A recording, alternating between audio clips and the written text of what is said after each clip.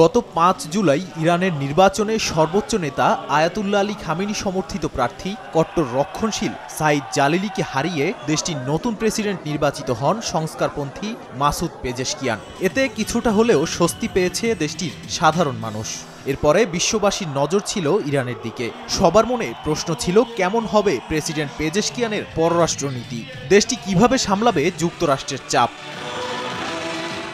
এবার সেসব প্রশ্ন আর রহস্যের জট খুলে দিলেন পেজেশকিয়ান নিজেই। স্থানীয় সময় শনিবার নতুন বিশ্বকে আমার বার্তা শিরোনামে প্রকাশিত বিবৃতিতে সবকিছু খোলাসা করলেন তিনি।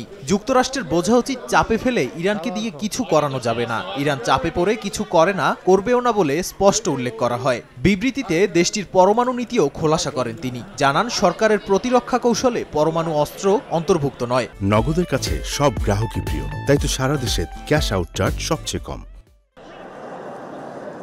পাশাপাশি চীন ও রাশিয়ার সঙ্গে দেশটির বন্ধুত্বপূর্ণ সম্পর্কের কথাও উল্লেখ করেন। বলেন, কঠিন সময়ে চীন ও রাশিয়া নিরবিচ্ছিন্নভাবে তাদের পাশে দাঁড়িয়েছে। তেহরানের কাছে এই বন্ধুত্ব খুবই মূল্যবান।